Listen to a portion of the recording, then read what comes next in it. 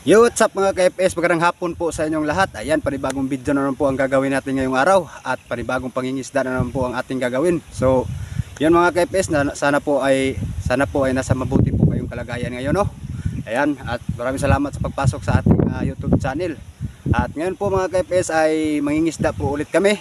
Panibagong pangingisda po, pero dito kami sa may dam, sa Nia Dam.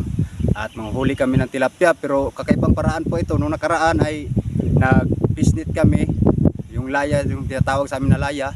Pero ngayon ay pisnet pa rin, pero may ibang paraan po kami para gamitin ang pisnet. Sana po ay panoorin nyo po ang video hanggang dulo. So mga ka-FS, hindi na tayo magtagal pa at panoorin na natin po.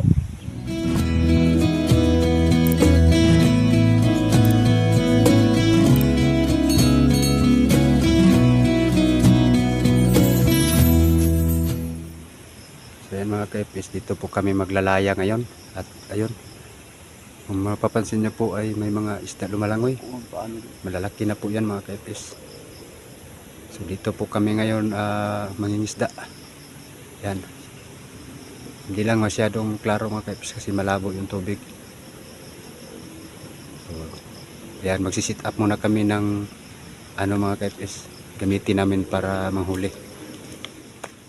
So ayan mga ka-FS, no, magsisit up po kami sa gagawin namin para huli ng isda. So kung magtataka kayo mga ka-FS, bakit nagkumukuha kami ng dahon ng nyog? Kasi po ay ito po ang gagamitin namin para yung current ng tubig po, yung agos ng tubig ay mapigilan ng kaunti, para yung ilalagay natin ay yung ilalagay natin na para sa isda ay hindi hindi rin ng tubig. Kaya kumuha tayo ng dahon. So papakita namin ang kabuuan mga ka-FS para na rin malaman ninyo kung paano gawin. Tuturo na rin namin sa inyo kung paano gawin po ito. Yung hindi pa nakakaalam nito sa gagawin namin ngayon ay sana ay may matutunan po kayo, para kung sakaling nasa malapit kayo, yung bahay ninyo nasa malapit sa ilog, or baka wala kayong ideya kung anong mga gagawin na yung ibang paraan para manghuli ng isda po, ay baka ito po ay makatulong sa inyo. Baka hindi nyo pa nagagawa ito ngayon po, ay yan, sana po ay matutunan nyo po kung paano gawin. Ayan po, yung bilas ko po ay nagdala ng dahon ng nyog. So ipapakita namin sa inyo mga ka-FS kung ano ang sit up, anong gagawin para sa papanghuli ng isda.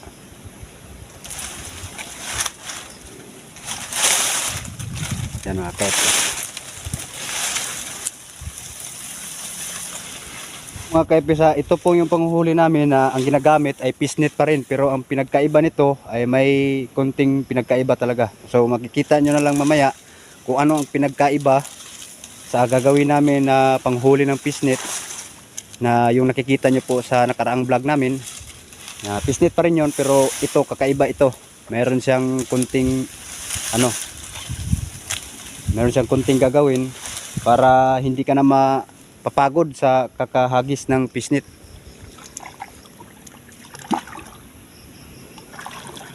Yan mga ka-FS, no, nilusong na ng bilas ko yung paglagyan ng dahon ng nyog. So diyan may babagaw.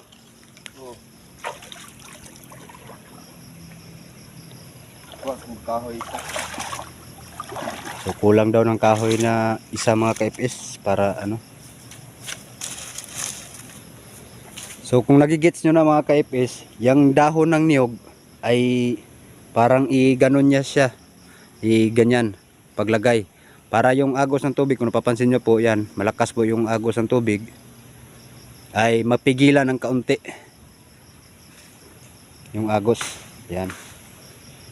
So yan pa yung bilas ko mga ka-FS, nagkuha pa ng isang kahoy kasi kulang. May kahoy na yan mga ka-FS, pero tatlo lang, kulang pa ng isa para talagang hindi siya hindi siya mababaklas kapag nilagyan na ng dahon ng nyog. hindi siya mababaklas kasi pag may dahon na ng nyog, mabigat na siya kasi parang pinipigilan niya yung agos ng tubig. Ayan, puntahan natin mga ka-FS.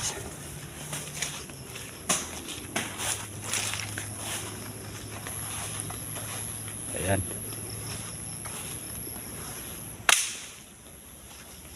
So sa mga hindi pa nakakaalam sa ganitong pamaraan ng pangingisda mga ka-FS, ay pwede niya itong i-apply sa mga ilog nyo dyan, kung saan man kayo naroroon. Yan, kung saan man kayo ngayon na lugar o malapit kayo sa ilog. Kunwari wala kayong ginagawa, tapos gusto nyo mangisda, tapos wala kayong ideya kung anong gagawin. Meron nga kayong halimbawa may fish net kayo, tapos parang sa tingin nyo nakakangalay maghagis ng fish net kasi mabigat yan, kasi tingga po yan. Tapos gusto nyo para madali lang kayo makahuli, tapos wala nang hagis-hagis ng marami, ito po yung gagawin ninyo mga ka-FS. Magandang ideya po ito. Yan, idadagdag niya po yung kinuha niya na kahoy dyan sa may gabok na din ng isagaw. Tatlo lang pala mga ka-FS, kaso yung isa marupok na, kaya pinalitan niya. Ganyan pala. So may bata po dito mga ka-FS na namimingwit po. Kay kuha dong? Wala pang huli? Ay. So ganyan talaga mga ka-FS. Kahit nasa malapit tayo ng ilog, pero yung isda talagang kailangan niya ng yung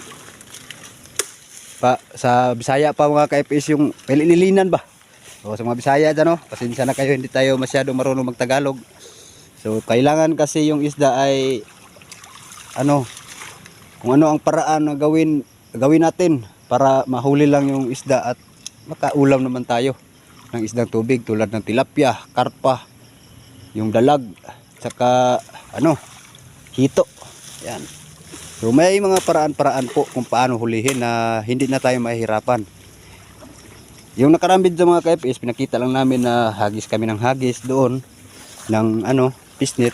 Kasi yun naman talaga ang natural na gamit ng fish net. Yung hagis ka ng hagis.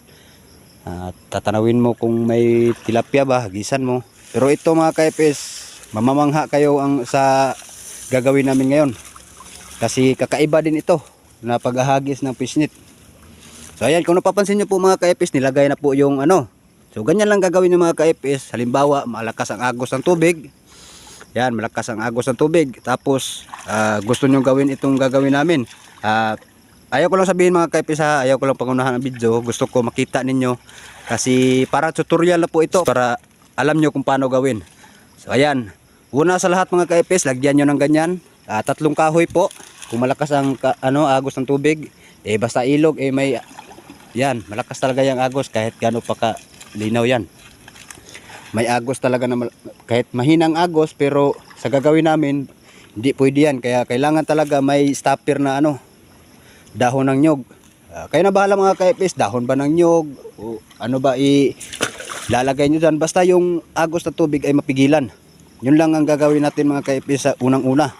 Sa tulad ng ginawa namin ngayon. Ayan, nilagyan na ng dahon mga ka-FS. So ibig sabihin po mga ka-FS, yung agos ng tubig ay napigilan na po. Mahina na po yung dito banda sa may baba. Kasi po napigilan na siya ng dahon ng nyog. Pero mas maganda talaga mga ka-FS kung dahon ng nyog ang ilagay ninyo po. Para talaga, tulad niyan, para hindi na kayo mahirapan pa Kasi pag bani ng saging, lulutang yon. Kailangan mo pa ng bato. So yan, dahon ng nyog, kasi yan didikit kasi yan sa nilagay nyo na kahoy. Yan. So ganyan lang kasimple mga ka-FS. Wala nang maraming pang gastos na gagawin. Ganyan lang kasimple. So ayan mga ka-FS, punta din kami sa ilog. Lagyan din namin ng isang katulad din ng ginawa namin kanina. Lagyan din namin doon para ay marami namang paghahagisan. Pero yun mga ka-FS, maganda ito mga ka-FS. Magandang ideya po ito para manghuli ng isda. Ayan, punta muna kami sa ilog mga ka-FS. Sa ilog talaga. Papakita namin sa inyo ngayon. So ayan mga ka-FS, papunta na po kami ngayon ng ilog. Malaking ilog po ito mga ka-FS. Tulad nung doon sa pinag-business namin nung nakaraang video ko. Malaking ilog po ito dito. So nandito po tayo ngayon sa Barangay Wawa, Bayugan City. Ayan, Agusan del Sur. So ito po yung malaking ilog dito mga ka-FS. Pero hindi na to, malaki lang sa tingnan. Pero yung tubig maliit na lang kasi state yung init dito. Ang ganda ng ano, mga saging oh, takatan. Wow, napakaganda mga ka-FS. So ayan, malapit na tayo sa ilog mga ka-FS. So ngayon po ay nasa mga, ang oras po ngayon natin mga ka-FS ay nasa mga alas 4:30 ng hapon. So kailangan talaga hapon tayo mag gawa ng ganitong pangingisda kasi yun naman talaga ang kailangan dito sa pangingisda na ganitong mga pamamaraan hapon. Ayan mga ka-FS, nandito na po tayo sa mismong ilog po. Ayan, nasa ilog na po tayo. So hindi na natin kailangang magkuha pa ng dahon ng niyog kasi po ay meron na nakalagay dito. Kapatid ng bilas ko ang may-ari niyan. So diretso na lang namin, lagyan na lang namin ng pain para ay mamaya ay hagisan na lang. So take note po mga ka-FS, ang paglagay po, paghagis mo namin ito ay may oras po. At yun, siguradong madidiliman kami ngayon, abutin kami ng gabi. Pero okay lang mga ka-FS, magdala lang kami ng flashlight po para makita pa rin namin at makita din ninyo ang pangyayari po at ang panghuhuli po namin ng isda.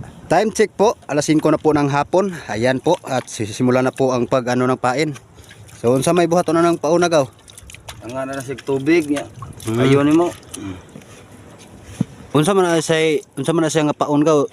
Ano, mais? O mais po ito. Mais. O tik-tik ng mais kung sa Tagalog, sa English pa to mga ka-FS, cornstarch. Oh. O cornstarch. Pero malalaki to kaunti mga ka-FS kasi kakagiling pa lang nito, tapos yung pinakapino talaga yung bigas na mais, tapos ito yung pinakapino niya. Hindi masyadong pino tulad ng cornstarch. Yung cornstarch kasi po ay para na yung pulbo. Ito parang malalaki konti. So ganyan lang po, babasain lang po yung ano, tik-tik. Tawag sa amin dito tik-tik kasi yan. O, babasain lang po yan, yung mais. Yung pinakapino po yan ng mais mga ka-FS. So yan ang mabisa po na ano, pangpain na gagamitin namin. So kung meron man kayong mga tik-tik dyan, yung pinakapino na mais, meron man kayo nyan, ay pwede nyo gamitin po na pangpain sa hindi pa nakakaalam ng ganitong mga pamamaraan sa pangingisda. Yan, binasa po. So yung paglagay ng tubig gaw, katamtaman lang gaw para di po siya ano, yung magawang lugaw. Eh? Ingana ra kabasa. Pra. Imo man siyang linginon. Aha. Linginon na siya. So kailangan talaga ibilog nyo mga ka-FS para paglagay sa tubig ay hindi mahiwalay. Gaw no? Expert na kasi to sila mga ganito mga ka-FS na mga pamamaraan. So ganito kasi kadalasan ginagawa dito sa amin, yung mga ganyan. So sana ma-apply nyo po sa inyo. Subukan nyo po ng ganito kung meron man kayong ano, tik-tik ng mais. So ayun mga ka-FS, ilalagay na po sa gitna. Ayun. So ganyan lang po mga ka-FS, kung saan yung dahon, nasa taas yung dahon, sa baba nyo po ilagay. Ganyan po yan. Ayan, baba, sa baba ng dahon. O, dyan mismo. So lapitan natin ng konti mga ka-FS para ay makita nyo talaga. Para na rin ma-apply nyo po sa mga may ganitong spot sa inyo. Ayan. So, ganyan lang po ang ano gagawin.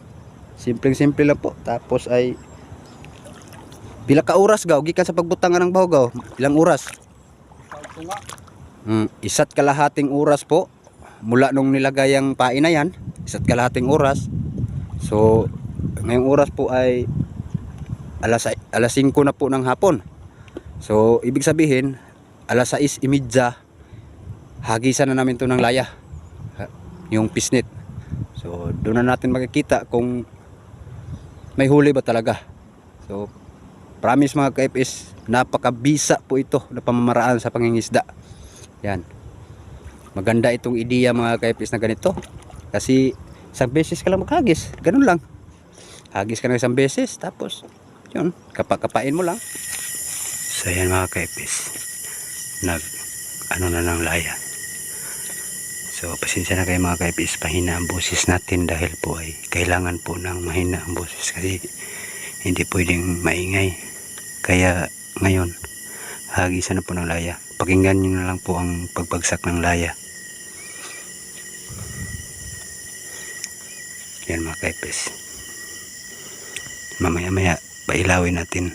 Pero ngayon, bawal mo nang pailawin mga kaipis kasi kailangan yung tilapia hindi maano.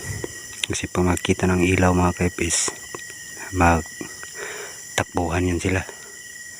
Mabilis lumangoy kaya wala tayong mahuli. Kaya ang gagawin natin mga kaipis, ito madilim. Pasensya na kayo mga kaipis ha, madilim kasi kailangan so ganyan kami manghuli dito mga kaipis. Ay ko, nadapa pa ako mga kaipis.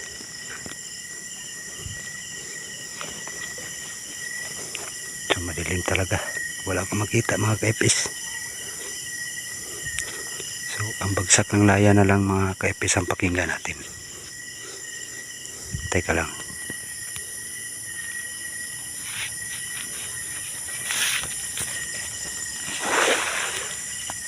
Yan ang mga kaipis, bumagsak ng laya. Yan ang mga kaipis. Pinagisa na po ng fishnet. Naindas magaw.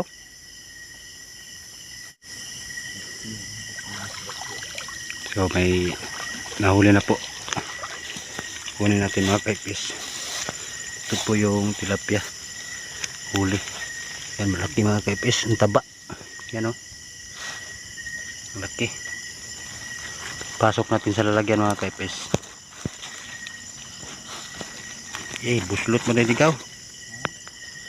Butas yung lalagyan namin mga kaipis oh.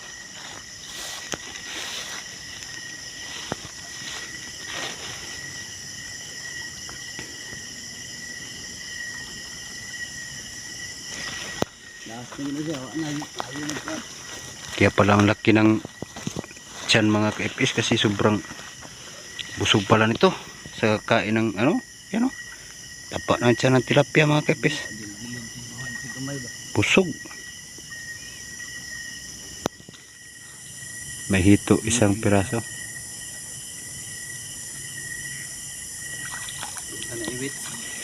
Isang hito at saka yan kaipis hito. Hito na lang talaga. Nahuli kami mga kaipis ng ano, dating. Ayan mga kaipis, pero effective to na paraan mga kaipis para manghuli ng ano.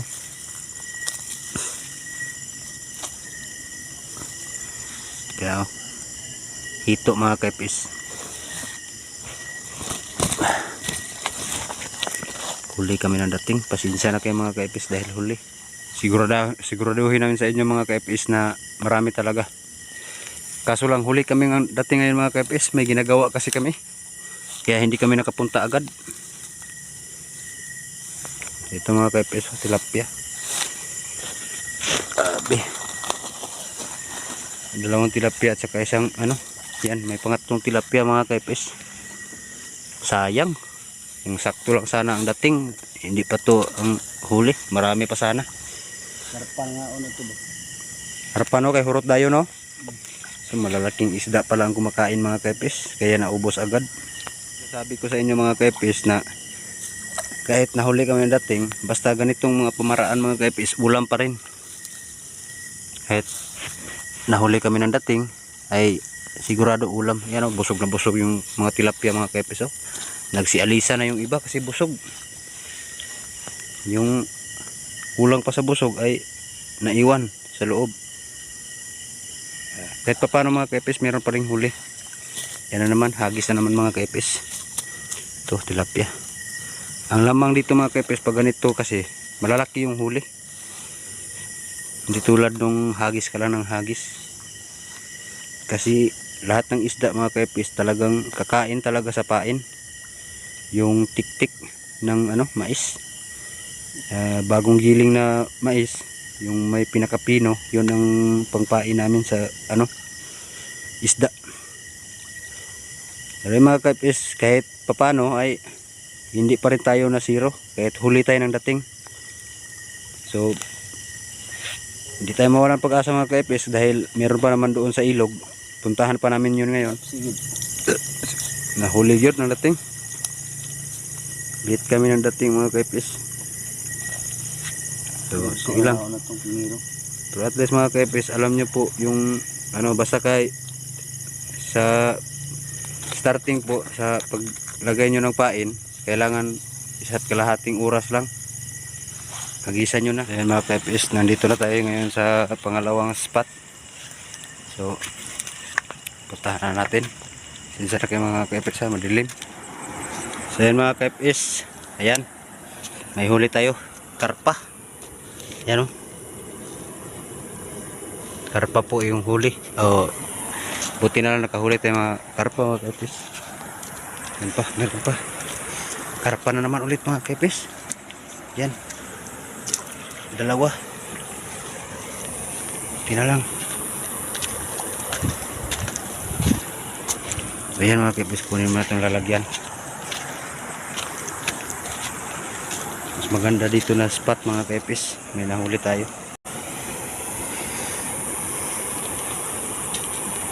Ayan mga kaipis, doon sa kabila wala kasi huli tayo. Dito mga kaipis kasi huli tong nalagyan ng pain. Mayroon zero dito. So 2 pirasong karpa po ang huli. Yan po, papakita natin sa inyo mga kaipis. Yan po, karpa po yan. Malaking karpa. Yan po yung isa.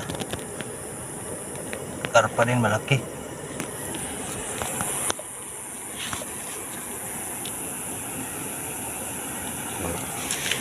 Yan mga kaipis, lagay natin sa lalagyan. Pasok natin ito.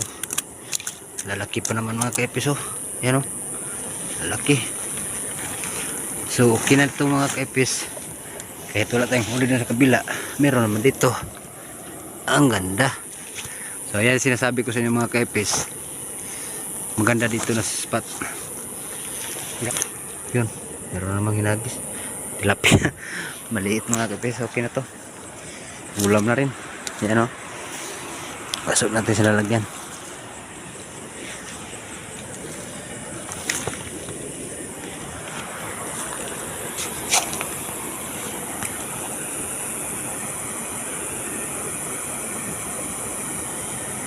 Yan mga kaipis yung kasama ko.